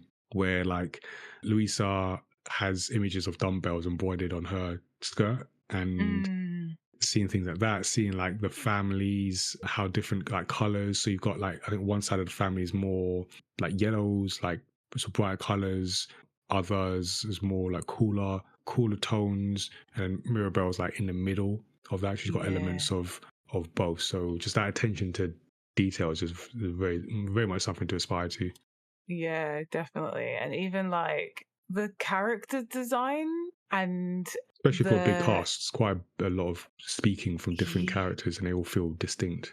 Yeah, and even like, because I find, especially obviously like in older animations from Disney, is like the relatives just like look too like copy and pasted are similar, whereas in this the children look like their parents in a way, like in a more realistic way of like got like kind of got your dad's hair in there, and like you've got your mum's features, that like it's a good mix of like how genetics work. Like they don't just look like clones where you've changed the hair color. Yeah, I thought that was quite well done as well, actually. Yeah, it's like that kind of more realistic gene pool, I guess. Which I appreciated. And like we've spoken a lot about characters. Was there any character that resonated with you most, or stood out to you otherwise? I think, like I said earlier on, I feel like there's a lot in each character that kind of resonates. Like you can see I can see different parts of me or different points in my life in like most of the characters. And I've got a name now, Dolores, the one that can hear very well. I love her.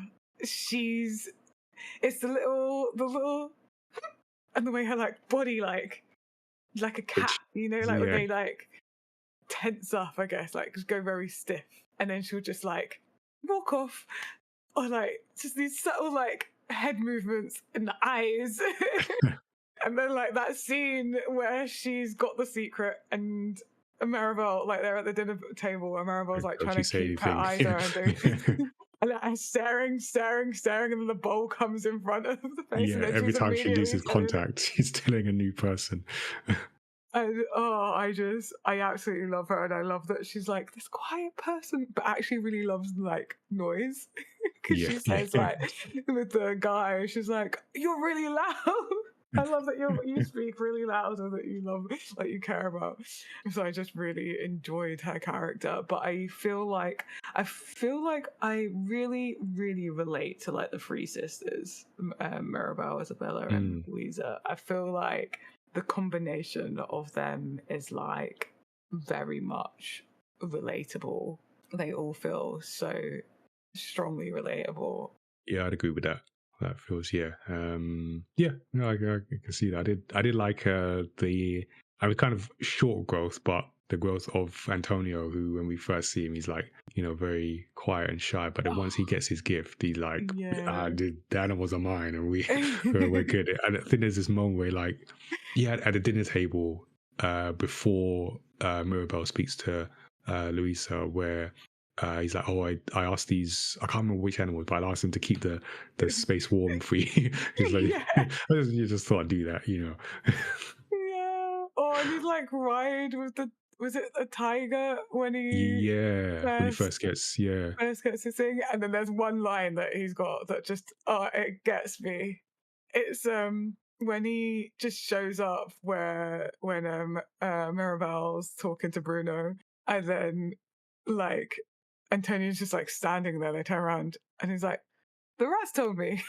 yeah, The rats told me everything. Like he's just like, yeah, duh.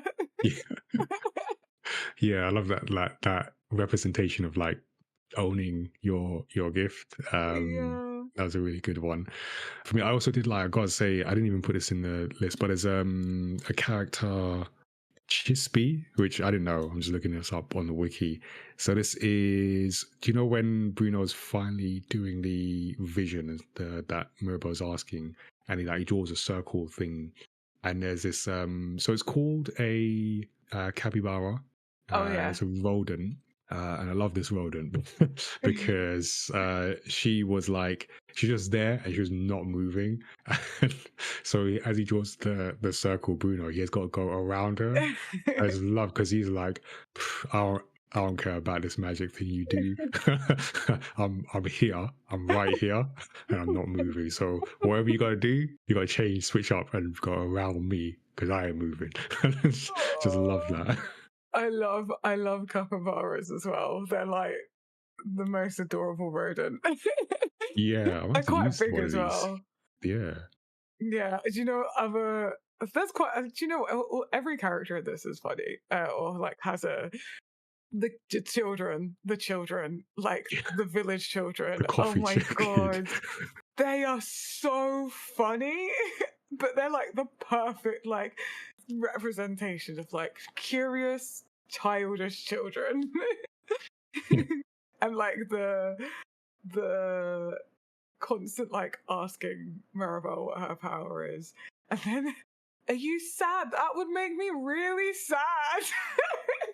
One of them says, Like kids are so honest. it just made me laugh. I can't. They're just too precious. And it was, oh, it gets me so much. And then also the shape shifting cousin who's just constantly Oh like he's a proper yeah, like yeah, yeah, jokester. yeah. Like, what is your power helping? You need to play tricks on people. So a little Loki. Yeah. So like Oh, and yeah, the dad. They're all great yeah, characters. Maribel's everyone dad gets a is moment. It is yeah, they're really good and really well done. Like, everyone gets a moment and it doesn't feel cluttered. Yeah, so I mean, we talked a bit about the themes, but again, it was if you're new here, we like talking about themes, and the one that hit me because is what Mirabelle says to the others, and helps the others see is that in a sense, you are not your gift. Your gift is not you. You are not what you do. That's what I took from that. So particularly the sisters, but and when everyone loses their gift, they're still able to do something. So like everyone learns that they have more to offer than their gifts or their job, if you want to take it that way. So they're multifaceted human beings with like, other stuff to offer. And I think that's an important thing to remember that we see at different points. And then you mentioned the generational trauma. So this whole thing is like the tension, the underlying tension is about that generational trauma. It's the trauma that Abuela has been through and now never wants to go back to, and therefore acts in a certain way that then passes that trauma on to other members of the family. We thought it was just Mirabelle, but it's everyone because of that. So, but then you understand it, like, we talked about at the end, you understand like being that victim of violence in that way, and having to then like raise like these triplets and do all that.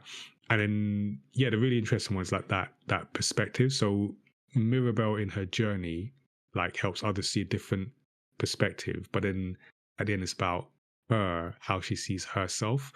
And the crazy thing is like she gets her gift, and her gift is like so big because it's that idea of don't compare yourselves to others, because she's trying to find like her gift is something like the others, but her gift lets everyone else get their gift and maintain it, either enhances it in her one-on-one interactions, but then at the end when she's literally like she's the reason everyone gets their gift and they can go on living in this house. And she didn't think she was special because she was looking for what others have got, but what she had is more. So it's that idea of like, you don't compare yourself to others, because what you got, you might be completely different, and you're trying to find like, what have I got that's like them, but you're not seeing what you do.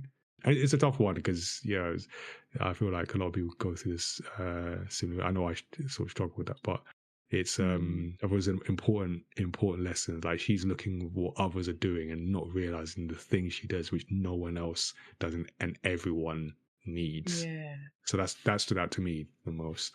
Yeah, I feel like that stood out to me quite a lot as well, because I feel like in life, like there's obviously people that just don't see their gift, and then there's like in a world of productivity and capitalism that there's gifts that, because they don't immediately create an obviously productive result, they're a lot harder to measure.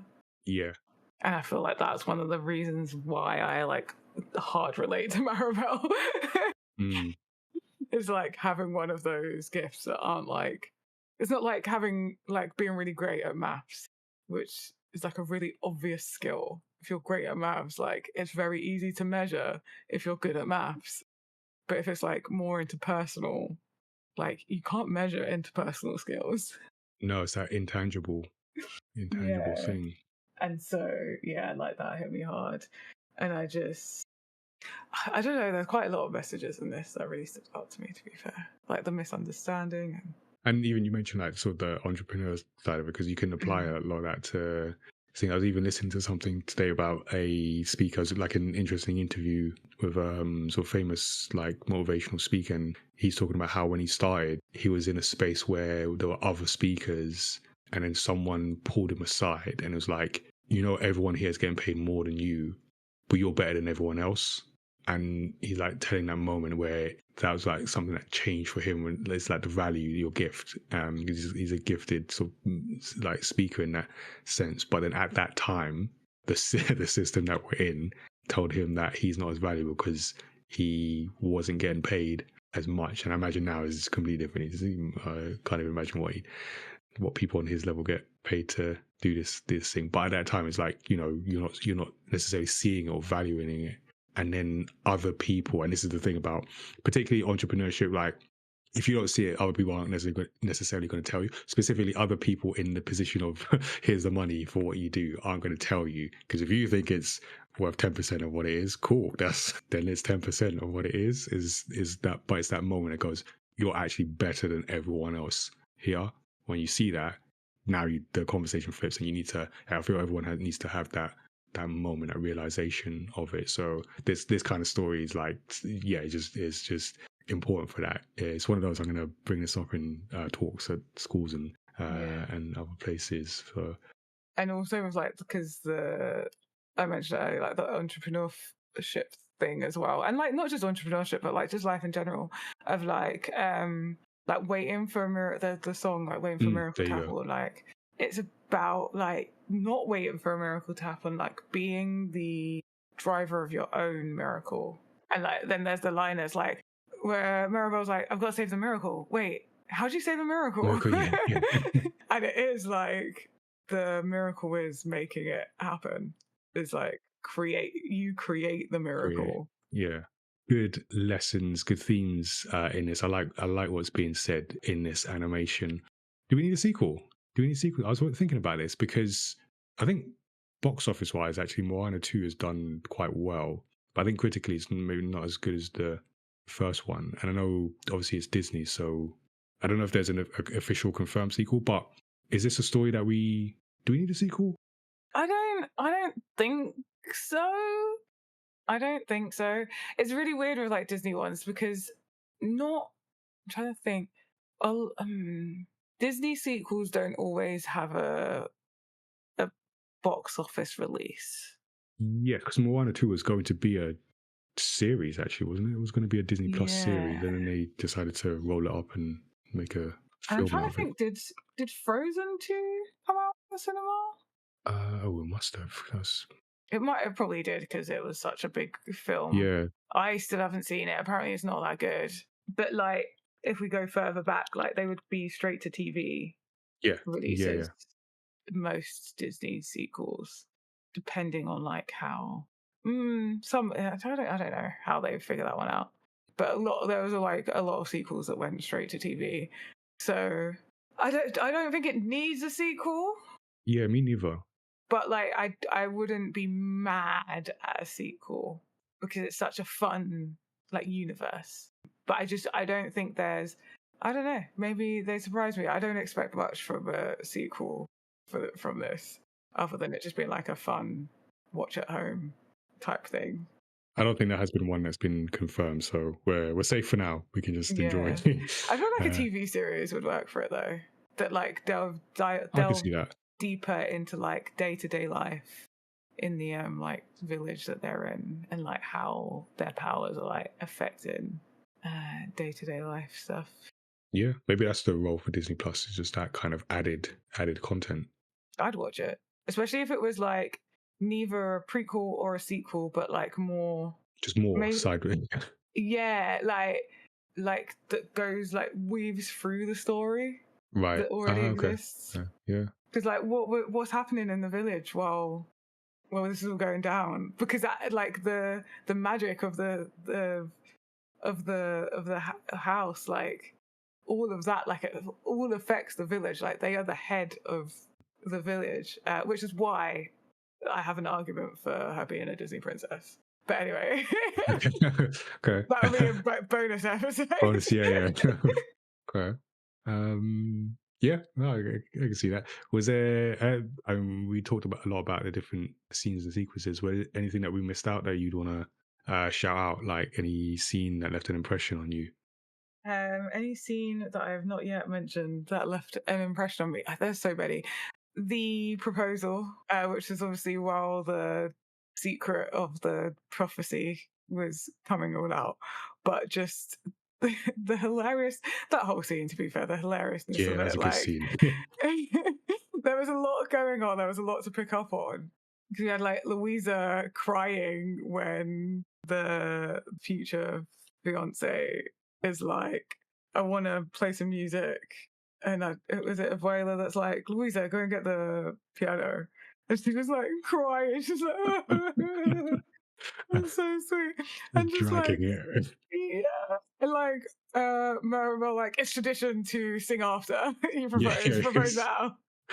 And then like a weird like she's just like sat on the floor, like just that whole everything was just falling apart at that point. The Mm, unravel moment was excellently done because it yeah, was also like it was like the unravel moment, but also like a chaotic family dinner that I'm sure lots of people have been in, and I have been the like awkward dinner guest.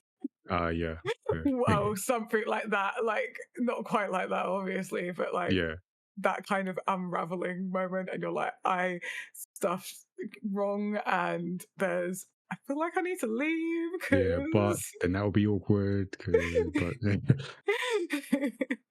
So I think that was really well done. And there's a really cute scene before Antonio's gets his gift with the present where Maribel's sitting on the bed and they're in the nursery and she's like, this present will self-explode or self-destruct in 3, 2, 1, and then they have a really cute moment under the under the bed. bed, Mm, and it's just like very sweet and heartwarming.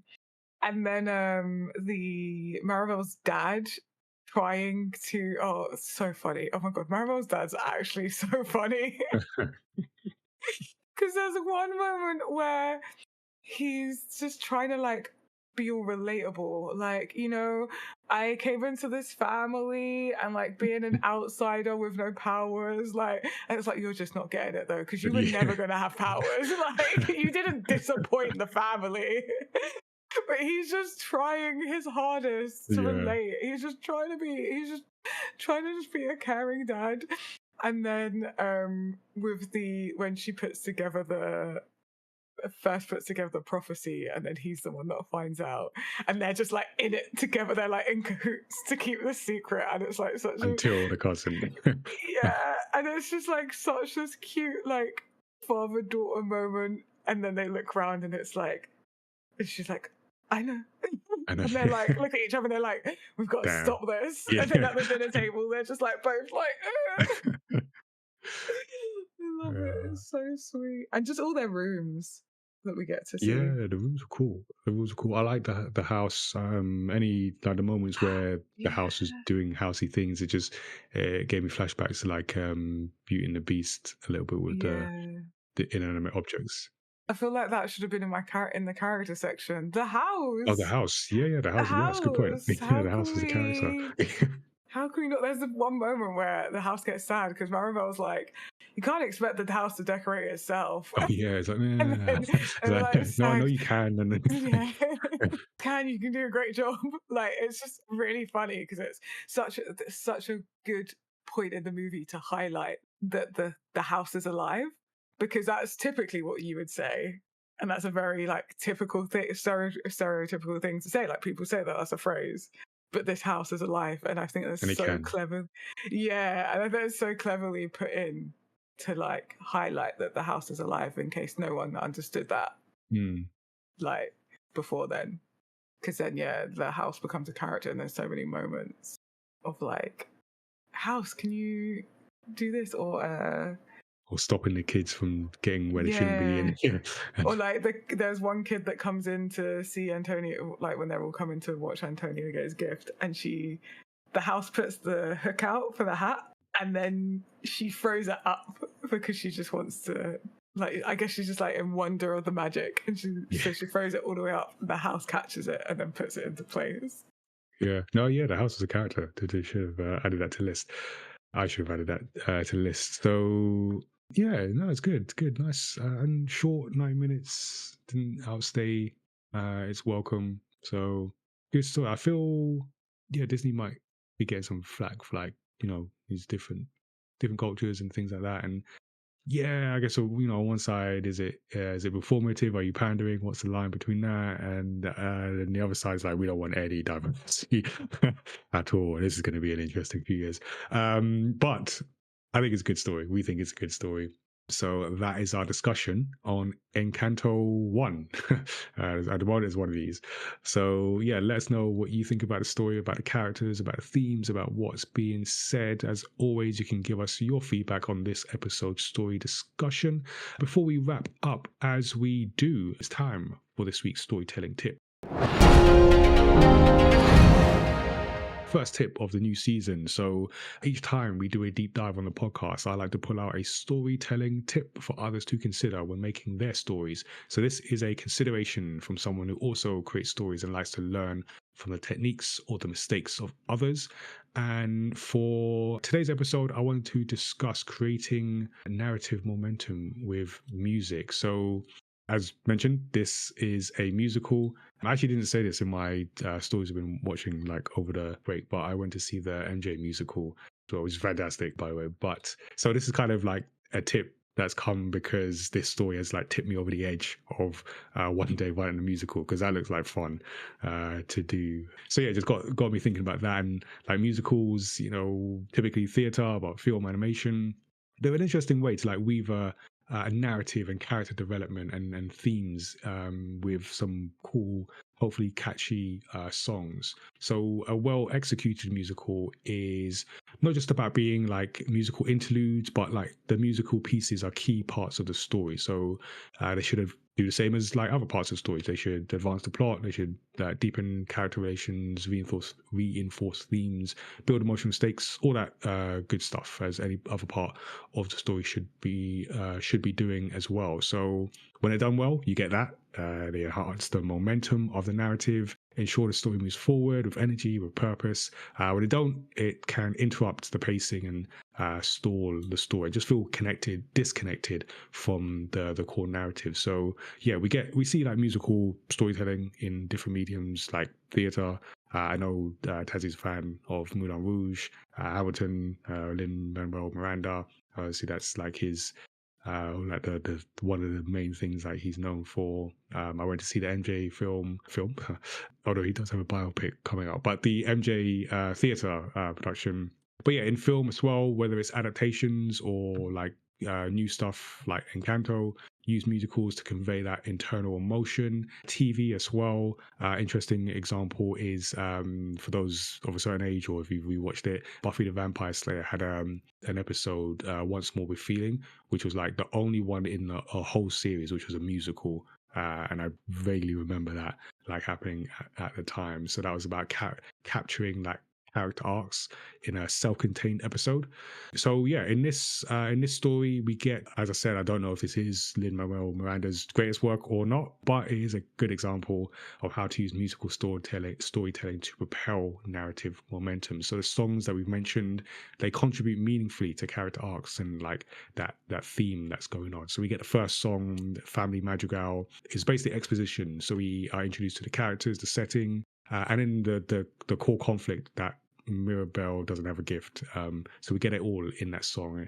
Songs like Surface Pressure, they deepen the conflict, because that's when we first feel like, oh, something's not quite right with those that do have gifts as well. So it's not just about catchy song, but it's like part of the character traits and the emotional journey. And then we mentioned like We Don't Talk About Bruno.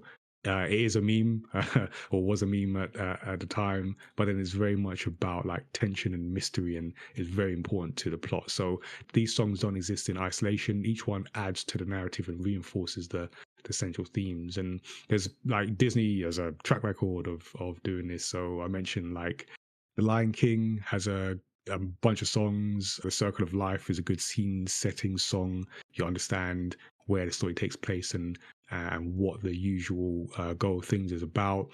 Aladdin, my second favorite animation, Arabian Nights, sets up the world of Agrabah. But even more recently, we did an episode on the Lego Movie and the song Everything is Awesome, which is a bit more satirical, but it does the work of showing the way life is in that story. And then we get everything else that happens there. So you can do them well, and done well, like I said, they add to the story. They can also be done badly, and maybe one of the few times I'll bring up Joker 2 again. But among other things of its failings is like it's a musical, but it's a musical for no reason. And in this narrative, we get a handful of like singing numbers that showcase Arthur Fleck's deteriorating mental state. So when we do get those musical pieces, it's like it's in response to someone has said to him or left him feeling something, but it doesn't really fit into the scene well. And unlike the examples I mentioned, they don't really advance the plot, they don't deepen character, they don't really reinforce themes, unless the theme is just contempt for this whole thing. But then it definitely does. But yeah, it just doesn't build anything like meaningful. And worst of all, like they all leave you in the same place as when the song, quote unquote, songs started. So, and they're painful to listen to. Yeah, it just doesn't work. That's like a bad example or that's a good example of how not to do musicals in this. So don't be like that. But if you are going to introduce that into your story, here are 4 tips to think about when introducing musical pieces or just doing a whole musical in your story. So have a clear purpose. So every musical number should have a clear function, like a character should have a clear function. So you're advancing the plot, you're deepening relationships, you're reinforcing the themes. And Hamilton we mentioned as a great example, and it thrives on like lyrical storytelling. So like every song advances the story forward. It's always forward, forward, forward.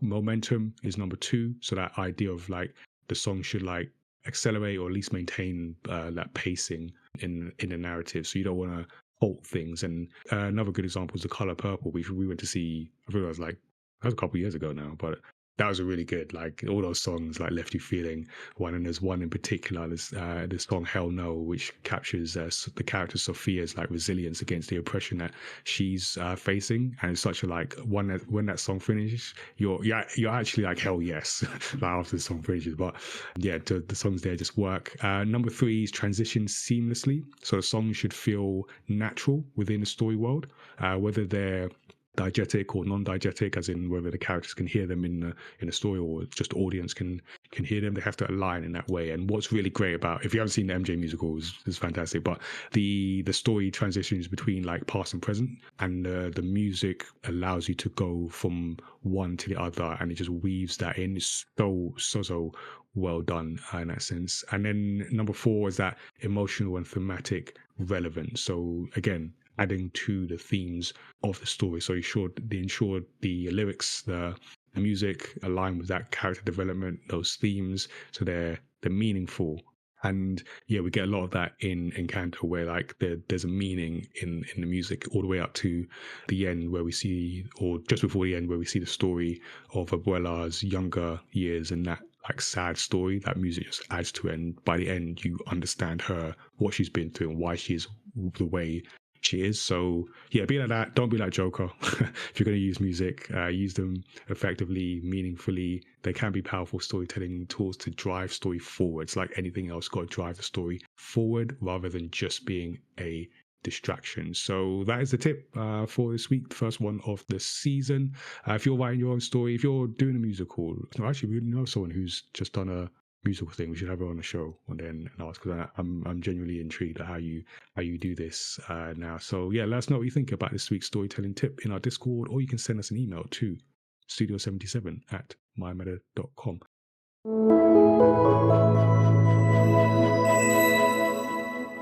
Yeah, we don't have a guest, so I was gonna say, well, when Origins Against All Odds gets its animation, that can be a musical. So feel free to write that as a musical. Yeah, That's on my list. I've always said if there's ever a film about me, it's a musical. So I'll keep that in mind. Okay. and there's always already a musical theme in it. Ooh, that is true. That's a good point. It's right there. It's right there. I guess we just wrap this up. Yeah. So there we go. All right. So there's no guest. Usually we have a guest, so come back to us later. But it's always me, as always, Tazziii here. So thank you for listening to the first episode of a brand new season. We do these episodes. We've got some interviews, some interesting discussions. If you enjoyed this episode of Story X Story, make sure you subscribe to the podcast so you don't miss a future episode. You can also give us a 5-star rating and review, because that helps us reach new listeners and fans of story discussions. We are story creators, as Tazziii mentioned. Origins Against All Odds is available. You can go to mymatter.com, pre-order that as well, and you can also join our Discord. There's also a link to that on at mymatter.com. So as well as the website, we're going to be changing the Discord around over the coming months. So yeah, get in there. It's going to change, and then it's going to be the place where you get heads up on My Matter projects, events, and just meet others in the community that we're building around this brand. So check that out. Also check out the Do I Look Like a Gamer video game representation campaign, which is a yearly initiative for diversity and inclusion in the video games industry and wider culture. So we're going to keep talking about it. We've got a bunch of plans in store, so you can be part of the campaign in some way. Go to looklikeagamer.com and see the next way you can get involved, whether it's the campaign photos, whether it's an event, or again, you can join the Discord, talk about your experiences there. And as for the podcast, we release new episodes on Thursdays that include video game discussions, interviews with creative practitioners and professionals, as well as deep dives into stories across pop culture. You can always give us a shout directly. Our email address is studio77@mymatter.com, and our website with links to subscribe is mymatter.com/storyxstory. So thank you for tuning in, and until next time, stay safe, and remember, I spared you all by not singing this outro. You're welcome. Take care, everyone.